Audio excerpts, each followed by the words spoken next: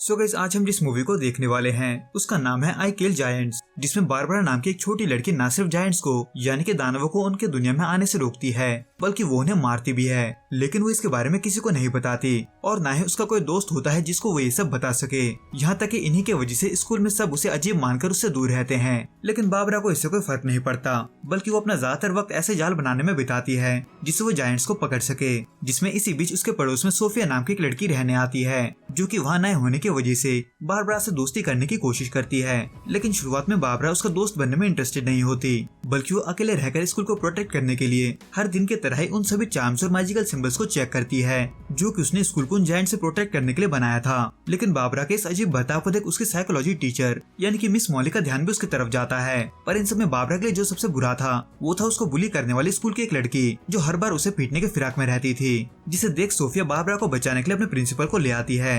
In short यही उनके दोस्ती का शुरुआत था। इसलिए बारबरा न सिर्फ सोफिया को जायंट्स के बारे में सब कुछ बताती है बल्कि उसको वो वॉर हैमर भी दिखाती है जिससे वो जायंट्स को मारती थी। हालांकि वो उस वॉर हैमर को अपने बैग से नहीं निकालती क्योंकि वो उसे तभी निकाल सकती थी जब उसका जरूरत हो। जिनको एक्सप्लेन करने के बाद बारबरा जंगलों में मौजूद एक जायंट को पकड़ने जाती है जो कि उसे मिलता तो है लेकिन उसके हाथ नहीं लगता। इसलिए वो उसके अगले दिन सोफिया को भी अपने साथ लाने का सोचती है। पर इससे पहले कि वो ऐसा कर पाती, बारबरा गलती से उस बैग को खोल देती जिसमें वो वॉर हैमर रखा हुआ था। पर ये सोचकर कि गलती से उस बैग के खुलने पर उस वॉर हैमर को कुछ नहीं होगा, बारबरा फिर भी सोफिया के साथ जंगल में उस जायंट को पकड़ने जाती है। हालांकि इस बार उन्हें वो जायंट नहीं दिखता, लेकिन बारबरा को अजीब चीजें करता देख सोफिया घबराकर अपने घर भाग जाती है। लेकिन इससे पहले कि बारबरा उसके पीछे जाती, वहाँ हार्बिंजर नाम का एक जायंट आता है ये बताने के लिए कि बहुत ही जल्द उसका कई सारे जायंट्स के साथ सामना होने वाला है। इसलिए बारबरा सबसे पहले सोफिया के घर के आसपास प्रोटेक्शन जाम लगाती है ताकि सोफिया को कुछ ना हो। वैसे तो सोफिया को अब भी ये सब बहुत अजीब लग रहा था, लेकिन दोस्ती की खातिर वो कुछ नहीं कहती। हालांकि बारबरा की टीचर मिस मॉली जो कि इतने दिनों से उस पर नजर रख रही थी, वो आखिर में बारबरा को सही से जानने के लिए उसे अपना ऑफिस बुलाती है।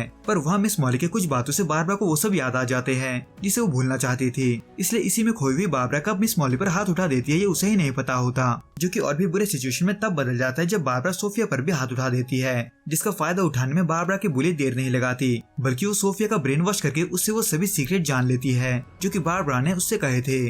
पर इन सभी से अनजान बारबरा, जिसको ये पता था कि उसने अपने टीचर पर हाथ उठाकर गलती किया है, वो उससे माफी मांगने जाती है। लेकिन तभी सोफिया को अपने बुली के साथ कहीं जाता देख उसे कुछ ठीक नहीं लगता, इसलिए वो उनको फॉलो करती है जो दरअसल सोफिया के कहने पर उस जगह जा रहे थे जहाँ बारबरा ने जायंट्स को पकड़ने का जाल बिछा रखा था। वैसे तो सोफिया ये सब नहीं करना चाहती थी, पर अब जब उसका ब्रेन वॉश हो चुका था तो ऐसे में इस सिचुएशन को और भी गलत मोड़ देने में वक्त नहीं लगता, क्योंकि इन सब को देख बारबरा गुस्से में अपना आपा खोकर उस बुली को अपने वॉर हैमर से मारने की धमकी देती है। लेकिन अपने बैग को खोलने पर उसे वॉर हैमर के बजाय पेंसिल से जुड़ा हुआ एक हड्डी का टुकड़ा मिलता है, जिसको देखकर वो इतना समझ चुकी थी कि पिछले बार उस बैग को गलती से खोलने की वजह से उसके वॉर हैमर का पावर जा चुका है, जो कि बारबरा के लिए बहुत ही बड़ा प्रॉब्लम था। लेकिन वो बुली जिसको इस बारे में कुछ भी नहीं पता था, वो इन सब को देख न सिर्फ बारबरा का मजाक उड़ाती है बल्कि वो बारबरा को बहुत ही बुरे तरीके से पीटती भी है। हालांकि सोफिया जो कि ये सब बिल्कुल नहीं चाहती थी, वो बारबरा को बेहोशी की हालत में उसके घर ले जाती है। लेकिन किसी अनजान रीजन की वजह से बारबरा खुद को अपने रूम में देख खुश नहीं होती, बल्कि वो सोफिया को जल्दी से अपने साथ नीचे जाने को बोलती है इससे पहले कि ईट उसे देख ले।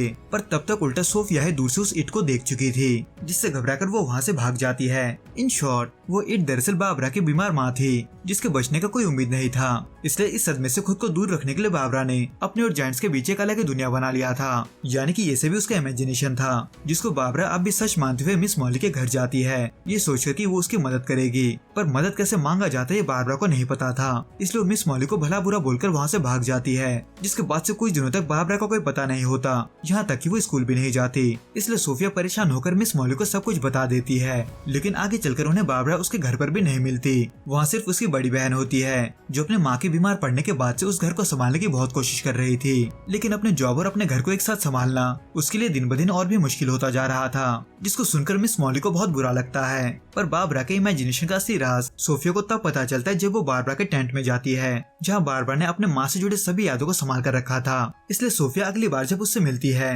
वो उसे बताने की कोशिश करती है कि जायंट्स असल में उसका इमेजिनेशन है। पर बारबरा इन सब को इग्नोर करते हुए वहाँ से भाग जाती है, जहाँ रास्ते में फिर से उसे हार्बिंजर दिखते हैं जो उसे ये कहकर उकसाने आए थे कि वो अकेले जायंट्स को नहीं हरा सकती, जो कि हुआ ही था कि तभी एक बंद पड़े ट्रेन यार्ड में उसका सामना एक जायंट से होता है। पर अब जब उसका वॉर हैमर उसके पास नहीं था तो ऐसे में उस जायंट को उन्हीं जान के मदद से मारती है जो कि उसने वहाँ पहले बिछा कर रखा था।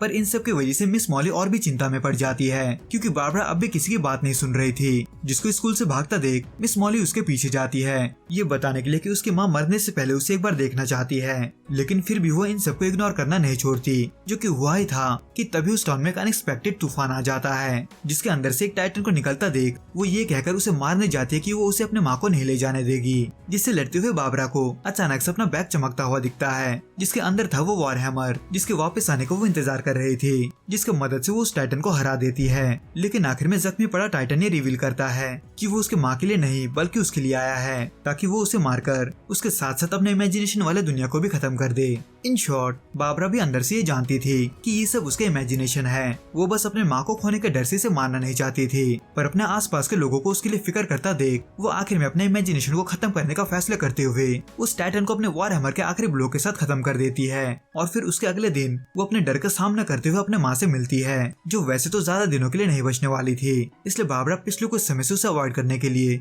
अपने माँ से माफी मांगते हुए उसे गले से लगा लेती है और उम्मीद करती है कि ये पल कभी खत्म ना हो। तो दोस्तों इस वीडियो में बस इतना ही। आपको ये वीडियो कैसा लगा आप हमें कमेंट करके जरूर बताना। मैं आपसे फिर मिलूंगा कुछ नए और ऐसे अनोखे मूवीज के साथ। और अगर आपको ये वीडियो पसंद आए तो प्लीज इस वीडियो को लाइक, शेयर और प्लीज इस चैनल को सब्सक्राइब जरूर करें। Till then goodbye and be safe.